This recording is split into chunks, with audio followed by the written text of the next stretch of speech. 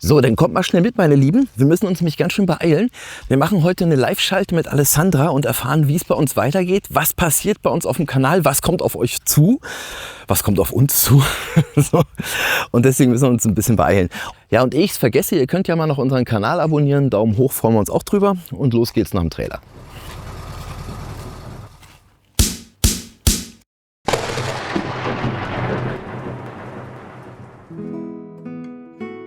Seit fast 2,5 Jahren reisen wir durch Südamerika. Wenn wir zurückblicken, können wir es oft selbst nicht fassen. Wir haben in den letzten Jahren so oft Landesgrenzen überschritten, neue Kulturen kennengelernt und mussten uns immer wieder neu erfinden oder Lösungen erdenken und hatten oftmals auch einfach nur unglaubliches Glück. Südamerika war anders und doch, wie wir erwartet hatten. Ein wildes Abenteuer auf dem Kontinent der großen Freiheit. Wir haben Lateinamerika in dieser Zeit lieben und schätzen gelernt. Ja, und wie ihr wisst, sind wir jetzt zum ersten Mal seit 2 Monaten getrennt. Alessandra ist in Europa, ich bin in Südamerika. Und damit es bei uns irgendwie weitergehen kann, muss sie ja erstmal wieder herkommen. Dazu aber später mehr. Ich kann euch schon mal sagen, dass wir einiges geplant haben, natürlich hier in Paraguay, bevor es für uns wieder auf Tour geht. Wir hatten es ja schon mal in einem Video angekündigt, dass es definitiv von uns einen chilenischen Abend oder einen Videoabend hier geben wird in Independencia. Das hatten wir ja schon mal vor einem Jahr gemacht und das werden wir wieder machen. Und wer uns verfolgt, weiß ja, dass wir so einen Chile-Film gemacht haben. Und Gott, das können jetzt wirklich nur die Leute aus Independencia Paraguay wissen. Hier wohnt eben ein Chilener, ein ganz netter Hernan, das ist ein Freund von mir. Und mit dem gemeinsam werden wir einen chilenischen Abend machen. Das wird total cool. Und wir wissen jetzt auch schon mal so ein bisschen mehr, wir können das so ein bisschen mehr einschränken. Also wir gehen davon aus, dass es in der ersten Hälfte des Monats März ist. Wir werden aber rechtzeitig Bescheid geben, wir werden Plakate kleben, wir werden auch nochmal hier auf dem Kanal natürlich Bescheid sagen und auf allen möglichen Werbekanälen, die möglich sind. Das heißt also irgendwann in der ersten Märzhälfte, nicht am ersten Märzwochenende, eher tendieren zum zweiten. Dann wird unser Event sein und da freuen wir uns natürlich drauf. Das wird ein geiler chilenischer Abend mit chilenischem Essen, chilenischen Bildern, super. Ja, ist ein tolles Land und da haben wir sicherlich viel zu erzählen. Da freuen wir uns natürlich, wenn ihr kommt. Ja, und dann haben wir hier in Paraguay schon ganz lange was geplant. Wir wollten das schon letztes Jahr machen, hat es nie hingehauen und jetzt haut es auf jeden Fall hin. Freuen wir uns auch sehr drauf. Wir freuen uns so wahnsinnig auf das Projekt und hoffen, dass wir da endlich auch Sachen umsetzen können, die wir ja schon lange filmen wollen. Also, wir wollen gemeinsam mit Paraguay Salvaje ein Video drehen. Paraguay Salvaje sind Thomas und Sabine Finke. Die beiden leben in der Nähe von Philadelphia. Sie haben dort ein großes Stück Land und beschäftigen sich mit dem Erhalt der Natur- und Tierwelt hier in Paraguay. Die beiden haben außerdem gerade eine tolle Doku mit Arte gedreht. Falls euch das interessiert, könnt ihr bei Arte sicherlich in der Mediathek finden. Genau, um die beiden zu filmen, fahren wir eben den Chaco. Und jetzt geht der Sommer hier auch langsam zu Ende. Das bedeutet für uns, dass wir nicht mehr Temperaturen weit jenseits der 40 Grad im Chaco haben. Ist also alles ein bisschen angenehmer. Ja, und wir freuen uns wahnsinnig auf die beiden. Und ihr könnt gespannt sein, das wird auf jeden Fall eine richtig geile Episode. Ja, außerdem wollen wir hier in Paraguay auch noch unseren Paraguay-Film fertig machen. Wir machen ja immer nach einem Reiseabschnitt so einen richtigen Kinofilm, kann man jetzt nicht sagen, aber einen richtigen Film. Das heißt, mit richtiger, vernünftiger Vertonung, nur guten Bildern, kein Vlog, also nicht das typische Gequatsche. Und da machen wir jetzt einen Film nur über Paraguay. Wir haben von dem fantastischen Land fast jede Region gesehen. Wir sind die Ersten gewesen, die bis nach Bahía Negra, bis zu diesem Nationalpark sozusagen mit einem eigenen Auto vorgefahren sind. Der Parkranger meinte wirklich, ihr seid völlig bekloppt. Es gibt also unglaublich viel Material über Paraguay, deswegen kriegt Paraguay seinen eigenen Film. Dafür müssen wir aber erst alle anderen Projekte beendet haben, damit alles im Kasten ist, was zu Paraguay gehört. Und das Projekt mit dem Film wollen wir natürlich hier beenden, weil es arbeitet sich hier einfach viel, viel besser als im Bus. Wir haben hier eine Klimaanlage, wir haben hier immer festes Internet. Also der Laptop arbeitet einfach im Bus bei weitem nicht so gut, weil wir den nicht voll ausfahren können. Das sind alles so Gründe und deswegen wollen wir das gerne hier beenden. Und dafür müssen wir natürlich zuallererst mal unsere gesamten Projekte beenden, weil wir müssen ja alles im Kasten haben. Wir müssen natürlich alles gefilmt haben, sonst können wir auch unseren Paraguay-Film nicht beenden. Und dafür muss natürlich unser Bus mitmachen. Bus. Genau, da war ja auch noch was. Ja, apropos Auto, da sind wir.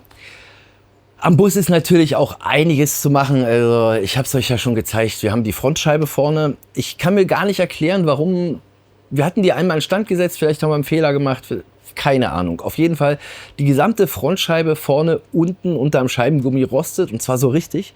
Und das ist ja nicht nur gefährlich, weil uns das irgendwann reinregnen kann. Ich meine, das ist ja das eine, dass man da irgendwann ein Loch hat und dann drückt es das Wasser beim Fahren da rein. Viel schlimmer ist, dass die Scheibe platzen kann. Der Rost wächst ja und dann drückt der das Glas immer weiter zur Seite und irgendwann entsteht da eine Kante, die nicht mehr ganz gerade ist und da entsteht dann eben Druck und durch den Druck kann die Scheibe platzen. Und das war natürlich Worst-Case-Szenario, weil wir kriegen ja hier keine Scheibe. Das heißt, wir sind hier in Paraguay, also vielleicht aus den USA oder aus Europa schicken lassen, aber das kostet natürlich immens viel Geld, weil so eine Scheibe natürlich Sperrgut ist. So, da hoffen wir natürlich, dass das nicht vorher passiert. So, und deswegen muss das gemacht werden und das ist natürlich auch gar nicht so einfach. Es ist jetzt nicht so schwer, eine Scheibe aus dem T3 rauszuholen. Aber wie gesagt, wir haben nur eine Chance. Ich kann jetzt nicht hier einfach ins Internet gehen und sagen, neue Scheibe, komm her, wenn ich dabei irgendeinen Fehler mache beim Reinziehen der Scheibe. Das muss vom ersten Augenblick an funktionieren.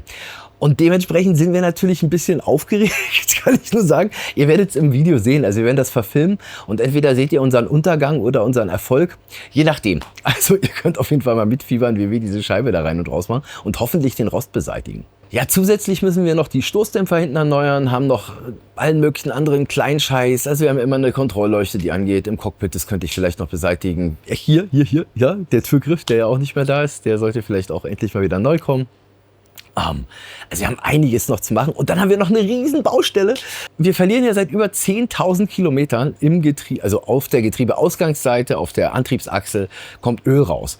Und das müssen wir neu machen. Und das kommt daher, dieser Dorn oder ich weiß gar nicht, wie das heißt, also sprich, der ins Getriebe reingeht und dann sozusagen die Aufnahme der Schrauben von der Antriebsachse ist.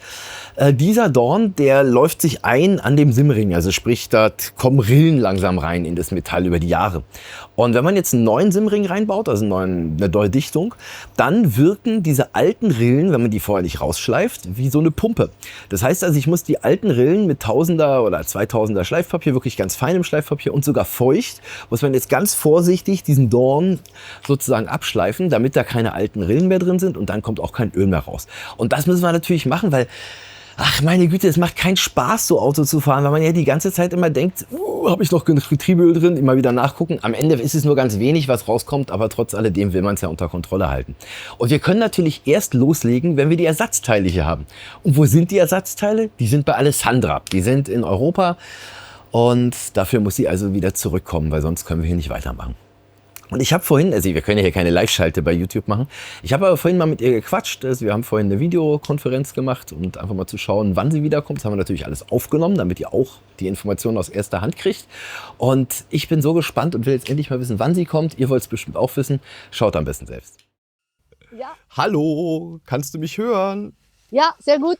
Ah ja, gut. Perfekt, wir können dich sehen und hören. Ja. Es sieht richtig kalt aus bei dir. Ja, oh mein Gott, es ist super kalt hier. Ja, und wo bist du jetzt genau? Ich bin in der Nähe von Mailand, im Norden von Italien. Deshalb ist es ja so kalt. Ja, du Arme, also die Probleme haben wir hier in Paraguay nicht. Hier ist es schweinewarm, wie du siehst. Ja. Und Frage, konntest du mal ans Meer fahren irgendwie in Italien oder warst du die ganze Zeit bei deiner Familie? Nein, am Meer war ich leider nicht. Ich war die ganze Zeit bei meiner Familie. Ja, Mausi, die allentscheidende Frage, was uns natürlich schwer auf dem Herzen brennt, ist zu wissen, wann kommst du denn zurück nach Südamerika? Ich brauche noch ein bisschen Zeit. Ich komme Ende Februar oder im März, wie der Frühling. Ja, das wird aber auch langsam Zeit, weil langsam kann ich nicht mehr ohne dich. Ich freue mich, wenn du wiederkommst. Ich auch nicht. Ja, ich habe dir noch ein paar Sachen geschickt, die du mitbringen kannst, Ersatzteile und so ein Kram. Mach dir keine Sorgen, so, ich hole dich am Flughafen in Asunción ab. Ich freue mich auf dich. Ich freue mich auch. Bis bald. Ciao. Ja, bis dann. Tschüss. Ciao. Ja gut, ich war aber auch nicht untätig in der Zeit. Ich habe den Bus nämlich schon mal fahrbereit gemacht, weil unser Hauptproblem, was wir hatten, war immer unsere Bremse. Und das Ding habe ich schon mal erledigt. Ihr könnt euch mal angucken. Es war nämlich gar nicht das, was ich erwartet hatte. Es war was ganz, ganz anderes. So, jetzt machen wir uns endlich mal dran, denn solange Hermann nicht repariert ist, können wir natürlich mit dem auch nicht fahren und insofern geht es ja noch nicht weiter. Und das Wichtigste am Auto ist natürlich eine Bremse und ich habe es ja schon erwähnt, unser Bremszylinder ist halt kaputt und ohne Bremszylinder fahren ist halt richtig scheiße und dementsprechend müssen wir das ändern.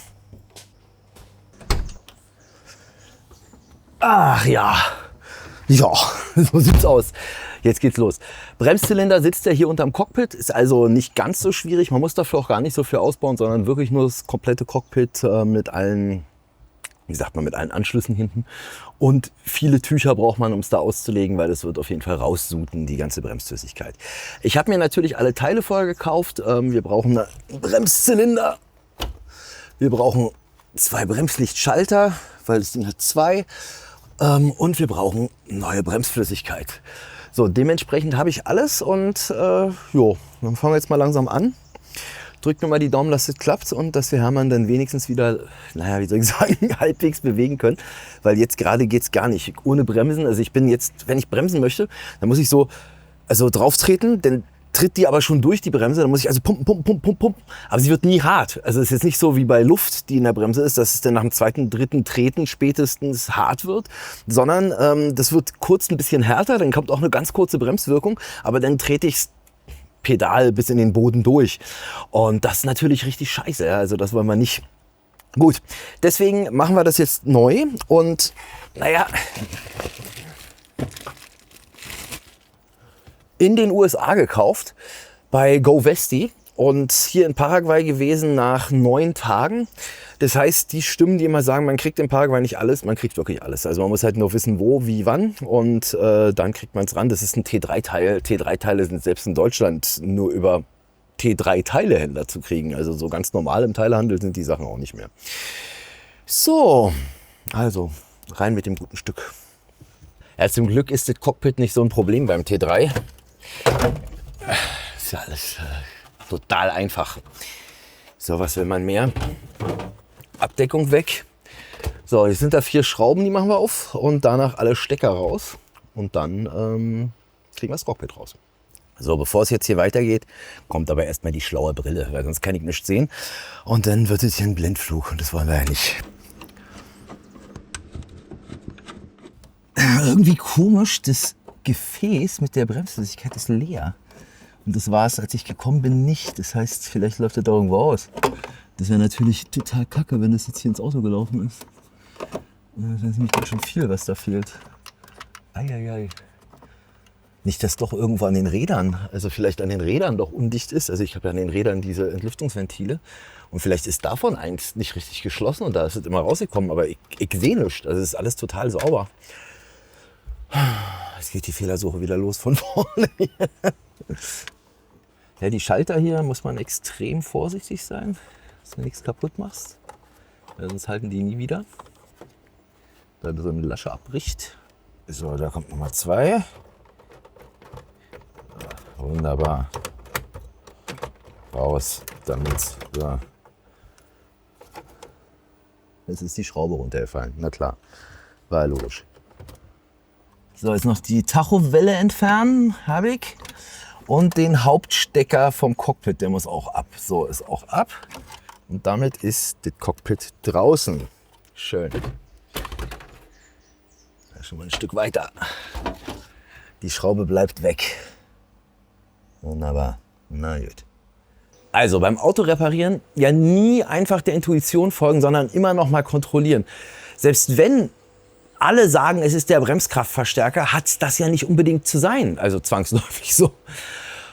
Und jetzt kommt's. Ich habe es ausgebaut. Ich habe dann gedacht, naja, da fehlt ja im Ausgleichsgefäß fehlt da ja Bremsflüssigkeit. Wenn die da fehlt, muss die ja irgendwo hingelaufen sein. Entweder am Bremskraftzylinder direkt im Cockpit, muss dann alles nass sein, weil relativ viel fehlt, oder eben irgendwo an den Rädern. Dann habe ich mir gedacht, naja komm, dann probieren wir doch mal, wo das hinfließt. Also aufgefüllt, Motor an, damit der Bremskraftverstärker läuft und dann einmal nach dem anderen mal raufgetreten auf die Bremse. Und siehe da, in dem Ausgleichsgefäß, also richtig, das wird richtig so weniger. Also ist richtig viel raus. Ich gedacht, naja, irgendwo muss ich jetzt hin. Also nochmal unterm Auto kontrolliert, vordere Räder, links, rechts, alles sauber. Dann gucke ich nach hinten. Hinten rechts, da wo unsere Bremsbacke einfach abgefackelt ist. Also sprich, der Weg schon wieder zu lang ist für diesen blöden Bremskraftzylinder. Dort, genau dort kommt's raus. Das heißt, unser Problem ist nicht unser Bremskraftzylinder, sondern unser Problem ist wieder hinten die Hinterbremse. Und sobald ich die jetzt totlege, beziehungsweise einen neuen Bremskraftzylinder da hinten reinmache, oder einen neuen Bremszylinder für die Feststellbremse, also für die Trommelbremse hinten einbaue, ist das Problem gelöst. Ja, hätte ich auch schneller haben können, hätte ich vielleicht sogar fahren können. Ist jetzt einfach so. Ich werde das Ding jetzt da hinten totlegen, dann auffüllen, dann gucken, ob ich Druck habe. Wenn das der Punkt war, dann wissen wir Bescheid und dann werden wir dort hinten einfach eine neue Bremse bzw. dort hinten einen neuen Zylinder einbauen müssen und nicht vorne. Naja, habe ich jetzt ein Ersatzteil sozusagen über und wenn es dann irgendwann passiert, haben wir es schon mal dabei und es wird passieren. Ja, Bremszylinder hinten heißt natürlich, jetzt gucke ich erstmal in der Bremse drin, mache da auch sauber, mache die ganze Bremsflüssigkeit raus, weil es ja so, macht ja so viel Korrosion. Jetzt war das zwar schon seit einem Monat da alles drin, das wird da drin super aussehen. Gut, zum Glück ist es ja recht grobes Metall. Das heißt, wir machen das sauber und danach versuche ich diesen Bremszylinder totzulegen. Ich habe nämlich keinen. Wenn nicht, kann ich jetzt nicht fahren, bis Alessandra kommt und das wäre ziemlich blöd. Gut, fehlt noch eine Schraube, und dann ist das Ding lose. Und dann gucken wir mal rein, wie es in dem Rad aussieht.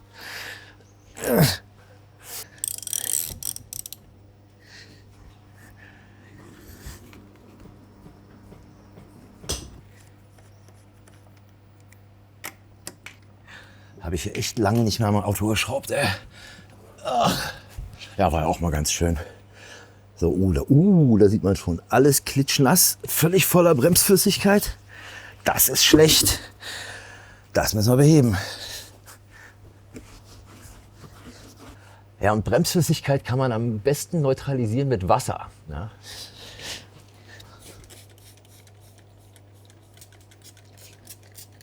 Ja, hier sehen wir jetzt den Übeltäter.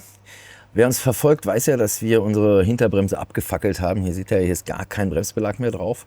Was aber nicht daran liegt, dass der abgefahren ist, sondern dass die sich mal festgefressen hatte und deswegen, naja, so weitergelaufen ist. So, und was sehen wir hier? Es ist alles voller Bremsflüssigkeit. Also die ganze schwarze Sud ist verbrannter Bremsbelag und hat sich dann vermischt mit der Bremsflüssigkeit und hier einen kompletten Sud sozusagen reingemacht. Und das kommt jetzt erstmal alles weg, damit sie nicht weiter rostet. Ist natürlich richtig scheiße, weil genau den hinteren Bremszylinder habe ich nicht mehr. Also habe ich beide verbaut. Gerade neu gemacht, einfach nur Blödsinn gemacht. Hätte ich die nicht stillgelegt sozusagen oder mit der falschen Schraube stillgelegt. Das könnt ihr mal hier oben, irgendwo hier oben im Video gucken. Und da ist eben, da sieht man eben, dass ich einen Fehler gemacht habe. Und dieser Fehler, der frisst sich jetzt hier durch. Dementsprechend ist jetzt die Bremse kaputt. Dementsprechend ist jetzt der Bremszylinder kaputt. Dementsprechend haben wir vorne keine Flüssigkeit mehr im Ausgleichsgefäß. Ja, never ending story das mit dem Bus. Never ending story.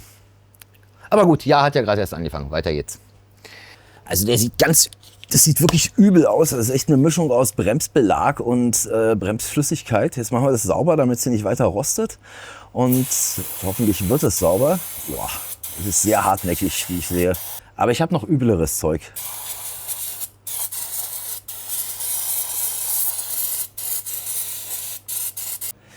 Also irgendwie scheine ich heute nicht in der Lage zu sein, Bremszylinder zu sagen. Bremszylinder, was ist denn an Bremszylinder eigentlich so schwer? Egal, es gibt Schlimmeres. Es gibt ja immer mal wieder so Ausfälle. Kennt ihr sicherlich auch. Dann hat man einfach ein Wort, das kann man nicht sagen. Und ich bin ja dafür bekannt, dass ich alle möglichen Worte nicht sagen kann. Dazu gehört jetzt neuerdings auch Bremszylinder.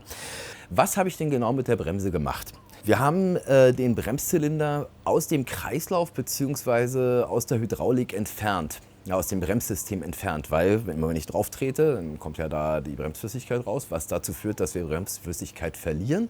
Und das macht keinen Sinn, weil wir dann natürlich nicht richtig bremsen können.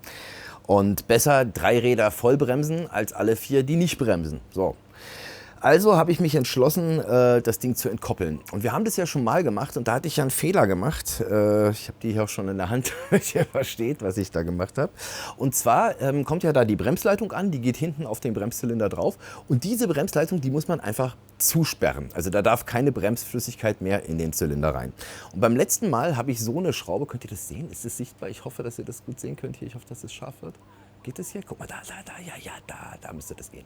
So, also so eine Schraube hier verwendet. Und diese Schraube, die ist konisch. Ja, die arbeitet also hier an der Seite wie so ein, man könnte sagen, wie so ein Ventil. Ja? Und das ist natürlich total schlecht, so, wenn das Ding wie so ein Ventil arbeitet. Dann lässt es immer schön Bremsflüssigkeit in den Zylinder rein, aber nicht wieder raus. Was eben dazu geführt hat, dass uns in Peru unsere Bremse dann eben abgefackelt ist, weil sie blockiert hat. Und hinter uns, kurz nach Nazca, ist dann ein Auto gefahren. So, na, was macht ihr denn da? Euer Auto brennt. Ja, und seitdem ist die Bremse eben hinten rechts, sie bremst zwar noch als Feststellbremse und alles, aber hinten rechts ist jetzt eben kaputt. So. Und diesmal, genau, ich will natürlich jetzt weiterhin, dass da keine Bremsflüssigkeit rauskommt und jetzt nehme ich eine andere Schraube und zwar ist es diesmal diese Schraube hier. Ja, könnt ihr die sehen? Ja, geht das hier? Ich hoffe, das geht. Ja, ich glaube, es geht. So, also diese Schraube hier und die ist gerade. Ja, die ist einfach gerade, die hat einen geraden Kopf und da die einen geraden Kopf hat, schließt die eben ab und wirkt nicht wie ein Ventil. Jetzt habe ich die vorne noch plan geschliffen, dass ich wie so einen kleinen Nagel habe eigentlich, also wie so einen kleinen Nagel, der vorne einen planen Kopf hat. Ja, habe das Ding da reingestopft, wieder schön angezogen, die Bremsleitung. Und jetzt merkt man gleich vorne am Pedal, wenn ich darauf drücke, also dann ist da richtig Druck hinter. Also das ist also so wie es sein soll. Ne? Und gleichzeitig blockiert uns nicht das Rad, das heißt, wir haben nicht diese Ventilwirkung. So, damit ist das Auto wieder verkehrssicher, wir können wieder ganz normal bremsen und das ist ja erstmal das Wichtigste. Bremsen gehören natürlich ins Thema Verkehrssicherheit und es ist für uns völlig selbstverständlich, auch für unser eigenes Leben, dass wenn unser Bremssystem nicht richtig funktioniert, dass wir dann natürlich auch nicht fahren. Ja, das Ding wiegt 3 Tonnen circa. Na, wenn man da einen Berg runterrollt und das Ding fängt an zu rollen, dann wäre das schlecht. Ja, nicht nur für unser eigenes Leben, sondern auch für das der anderen. Und in dem Rahmen werden wir oft gefragt, warum wir keine Plakette haben. Also keine, ihr seht hier so, also keine TÜV-Plakette und keine Anmeldeplakette sozusagen in Berlin. Ja, ganz einfach, das Auto ist abgemeldet. Warum sollen wir denn Steuern zahlen auf einem Kontinent für ein Auto, wo das Auto gar nicht auf den Straßen fährt? Also sprich, keine Kosten verursacht, nicht dort ist, nicht vorhanden ist. So wie ein Auto, was einfach längst verschrottet ist, nicht mehr da ist. Ja. Macht ja keinen Sinn, dafür Steuern zu bezahlen. Und mit dem TÜV, na, es ist so eine Sache. In Südamerika gibt es ja gar keinen TÜV. Also wenn man selbst hier TÜV haben wollen würde, dann könnte das vielleicht in Argentinien, Chile noch klappen. Aber in Paraguay gibt es sowas nicht, in Bolivien gibt es sowas nicht. In Peru, glaube ich, gibt es sowas Ähnliches. Aber wenn du da mit deinem europäischen Fahrzeug vorfährst, dann sagen die auch. So, das heißt, wir Overlander kontrollieren unsere Fahrzeuge natürlich öfter selbst. Wir kennen unser Fahrzeug ja so in- und auswendig, dass wir jedes Geräusch, jede Veränderung sofort spüren, im Gegensatz zu einem Otto-Normalverbraucher. Ich kenne jede Schraube von dem Auto. Ich kann auch Sachen wie Bremse, Kupplung selber einstellen. Gut, Abgase, die sind jetzt nicht mehr so ganz, wie sie sein sollten, weil wir keinen Cut mehr haben. Das Ding ist halt hinten gerade raus, ja. Aber dadurch haben wir halt mehr Leistung in der Höhe. Da entsprechen wir nicht mehr den Vorschriften, aber die Verkehrssicherheit, die kontrollieren wir als Overlander, denke ich, öfter als der TÜV-Intervall mit 2 Jahren. Also wir sind ständig unterm Auto, vor jeder Tour wird geguckt. Bevor wir nicht alles verkehrssicher haben und nicht alles irgendwie, ja, wirklich wieder komplett in Ordnung ist, würden wir niemals durch den Amazonas-Regenwald... Spoiler. Später das zu mir. Nee, aber sonst würden wir nicht durch die Gegend fahren so. Und ja, dementsprechend haben wir eben keinen TÜV, wir haben keine Plakette, brauchen wir nicht. Wir haben nur ein Nummernschild, was mit unserer Zulassung übereinstimmt, damit wir eben Landesgrenzen überschreiten können, also damit wir eben an der Grenze rüberkommen beim Zoll. Das einzige Land, bei dem das nicht funktioniert, sind wohl die USA. Für die USA muss das Fahrzeug angeblich, ob das jetzt stimmt oder nicht, im Heimatland angemeldet sein. Ist uns aber egal, wir haben USA erstmal nicht auf dem Schirm.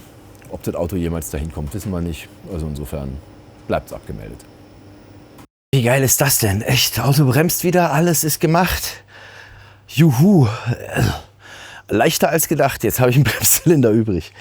So, hier mit Wasser gereinigt auf dem Boden nochmal und dann sind doch die Flecken weg. Gut, jetzt packe ich alles zusammen und dann soll es das für heute gewesen sein. Ich habe nämlich keine Lust mehr, ich habe jetzt erstmal Hunger.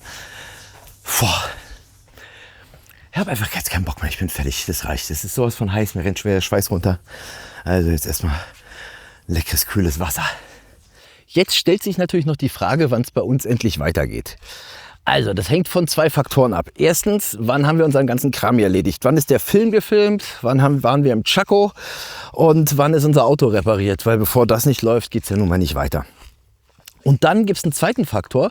Wann endet die Regenzeit in Brasilien? Wir werden ja wirklich oft gefragt, was war der schönste Ort, den ihr bisher auf eurer Südamerika-Reise besucht habt? Und wir haben immer geantwortet, das war das Pantanal in Paraguay.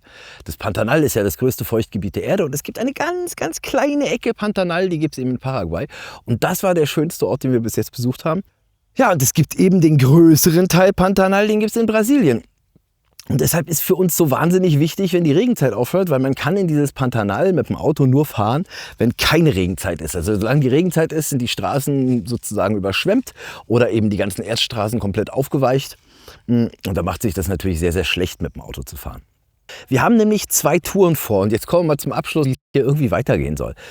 Also, entweder fahren wir mit dem Auto über Bolivien, Peru, Ecuador nach Kolumbien, die Strecke, die wir ursprünglich geplant hatten. Aber wir waren ja schon in Bolivien, wir waren auch schon in Peru.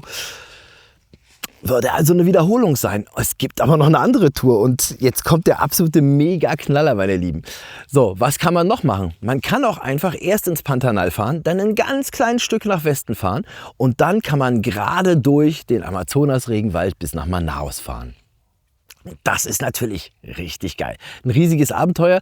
Wer hat denn schon mit seinem eigenen Auto mal den Amazonas-Regenwald durchquert? Man kann da zwar auch eine Fähre nehmen und bis Manaus kommt man da auch relativ gut durch. Und dann von Manaus aus geht es weiter Richtung Norden und wir sind völlig verrückt. Schlagt uns. Könnt ihr mal in die Kommentare schreiben, was ihr darüber denkt. Dann werden wir nach Venezuela fahren. Wir werden durch Manaus durch, immer weiter Richtung Norden. Die Transamazonica heißt sie, glaube ich. Und werden dann nach Venezuela fahren. Und sind dann sozusagen im Norden von Südamerika, können dann entscheiden, ob wir einfach nach Kolumbien rüberfahren gleich oder ich würde ja total gerne auch Surinam sehen, also sprich die französische Ecke, die da oben noch ist. Sicherlich hochinteressant und vielleicht, ich kenne uns ja, wir werden ja wieder einen Haufen Ersatzteile brauchen, da bietet sich ja so ein Teil Europa richtig an.